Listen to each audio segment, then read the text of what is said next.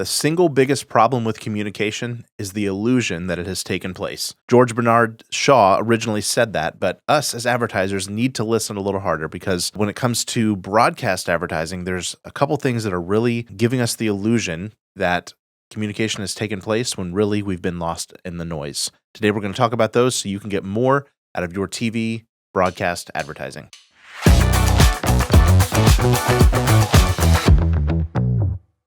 Welcome to the Maven Marketing Podcast. Today is Maven Monday, and it's just me and you today. But it's going to be a short episode, and it's going to be a good episode because if you are using television advertising, you are probably losing a little bit of your efficiency to one of the two things we're talking about today. If this is your first time, we are so glad you're here. This is a place where we help business owners all across America eliminate waste in advertising. Advertising is confusing and ambiguous enough. So if we can eliminate the things that we know for sure are waste, we'll get that sometimes very expensive investment back to us in a greater sum. So that is something we're really passionate about. But we do that not just because we want to be advertising experts. We do that because we want your business to grow. We believe small business has a tremendous amount of power to change lives and the health of our country and our well-being. And so and we are also just relentlessly on a pursuit to help the small business owners and the dreamers achieve that big dream. So that's where you are. That's the Maven Marketing Podcast. We're going on our third year. And if you have been here before, you know we talk a lot about the power of broadcast, specifically local TV and radio. In most cases, that is actually still the best way to become well-known, liked, and trusted. That is, you can reach the most amount of people. If you're talking about homeowners and people who are still the biggest part of the spending economy. You can reach the most amount of them. You can reach them consistently. And if you do it right, especially with the two tactics we're going to talk about today, you can reach them very intrusively and in a way that they'll remember you more than in most cases, like a digital type of ad, because they're very intrusive. They're long, and usually they're audio and visual bouncing off the wall. The problem is that we live in a distracted society. And so Nielsen actually measures this, and they know that 40 to 60% of any TV audience is on some sort of second device. And so it's not that makes the ad completely useless. It just means that the majority of people are not sitting here watching the ad word for word like we think they are when we're writing it and producing and editing it. So in your writing process and your campaigns, and before you ship the ad live for the station to run for you, there are a couple of things we need to do so that we are still appealing to the person who got up to get a snack or the person who's checking Facebook or whatever. And then also, a lot of ads aren't necessarily played with full sound. So the tricks are just that.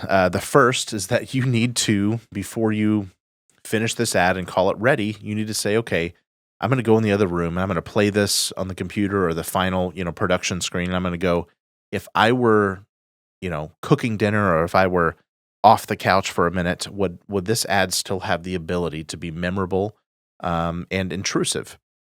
And so some things you want to do to make sure that that's happening are do unpredictable word combinations, things that when you hear them, they didn't just get lost in the mix. So it could be saying things like, we have an estate planning attorney, and every other attorney would say, hey, call us when you need estate planning. And we say, someday you're going to leave it all to them, and they should get every penny. That's an example of an intrusive statement. We have a doctor that says, don't settle for less than perfect vision, or less than perfect vision is giving you less than perfect memories. And so that just sounds different. That sounds different than a doctor that says, quality eye care for a quality price, something like that. Jingles work really well. Really disruptive sound effects or music that stops, or sometimes white space and silence. Things that are just altogether different than the noise around your category and the predictable way that everybody else says this in your category. So that's one way you can beat that 2 rooms away test. But then also a quality claim, something that's a value statement. We believe you should never settle. The way we do it around here is this. Some sort of consistent music hook. We have one outdoor company that says their location a certain way. He stretches the word out before he says, he says just off South Campbell. Those are things that stand out and people hear them, but you're doing them consistently every way. So stand for something, say it differently than everybody else says it, and then make sure it's really clear in the audio. You want to take music down a notch. If we were listening to this on headphones and really full volume and paying attention to it, you might go, oh, that voice is a little loud. But when you mix for television, you want to make sure that the voice cuts through 2 rooms away. So tell your sound guys to cut out that low mid range that's getting in the way of the vocals and the clarity of the words. By EQing the low frequencies out. So you just want to make sure that audio is super clear and the words you're saying are different, memorable, and then some sort of consistent hook. So that's the 2 rooms away test. Is this bouncing off the walls in a way that they still got some sort of value if they weren't engaged with it 100%? The second is the muted screen test. Think restaurants, think waiting rooms, think places or maybe times of day where the TV is turned down, but somebody is still kind of like looking at it because it's the most interesting thing in the room. On social and digital, we actually, we promote captions being on screen. That's not always going to be in play for every TV ad, but you can do supporting graphics and the things that are sort of the high points of your ad. If it's an offer or promotion, obviously you want that very clear. Like, get this offer, get it by doing this, and get it by this date, or you're not going to get it. Like, so when do I need to act? What do I get, and how do I get it? Those are things you want to put in there. But also, sometimes it's your value statements. It's things you wouldn't think to accentuate with graphics, but you want that to be the thing. Maybe every other day of the week they did hear the ad, but this time for some reason they're just seeing it.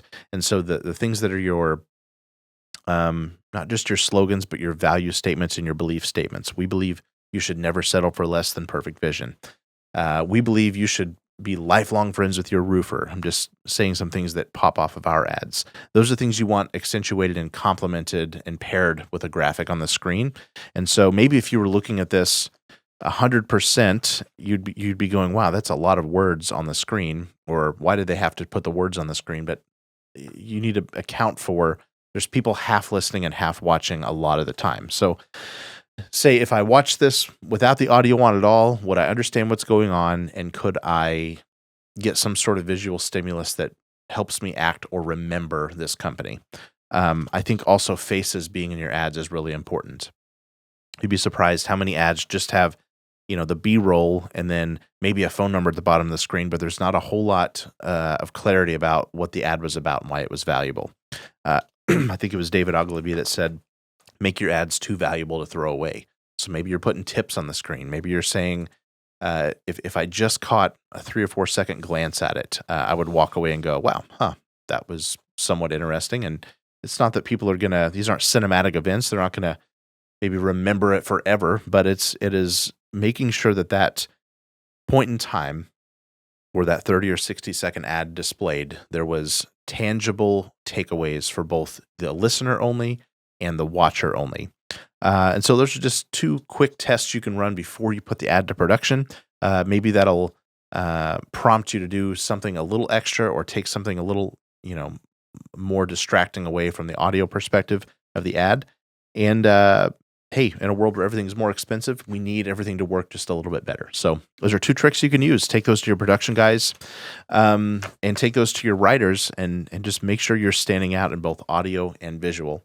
And that's what I have for you guys today. If you put that in play over the next year, hey, what if you got 5 or 10% better return on your broadcast advertising? Wouldn't that be good? So Caleb and I are usually here sharing real life marketing advice that we see inside an agency that is growing businesses by multiple millions per year. We have the privilege and the honor of working with some really cool small business owners who are just making wonderful things happen. And we would love to have you in that tribe. So subscribe, share this if you know somebody. Maybe send this to your TV reps. Maybe say, hey, make sure we're doing this to my ads. Maybe the people that are selling you your advertising. And then if you want to take that a little further, if you'd like some hands-on, like one-on-one feedback from our team on your ads, join the Maven Marketing Mastermind. You can get that at mavenmethodtraining.com. And we'd love to have you in our inner group where we actually break down ads and help you make them better. We'll break down your media buys, anything you're facing with, lead generation or branding or just making things grow, your company or your mission a little faster. We do that every other week, and you can join that in the Maven Marketing Mastermind at mavenmethodtraining.com. So thank you so much for being here. Like, subscribe, forward. We'll be back here every week answering your real-life marketing questions because marketers who cannot teach you why are just a fancy lie. Have a great week.